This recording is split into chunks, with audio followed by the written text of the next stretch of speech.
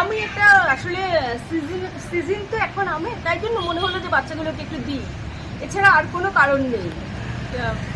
মানে আমি চাইছি না এইভাবে বিচার হোক আর কি। হঠাৎ করে এত সুন্দর আইডিয়া মাথায় এলো তাদের জন্য ফলমূল নিয়ে আসা?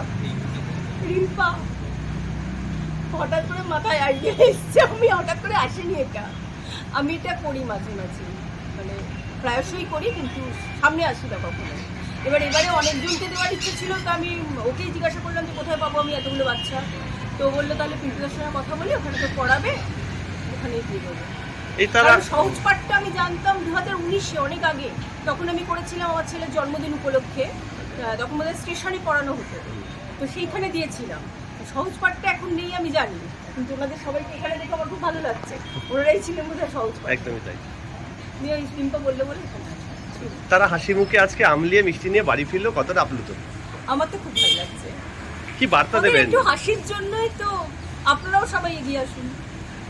আপনার নাম? সুবর্ণা।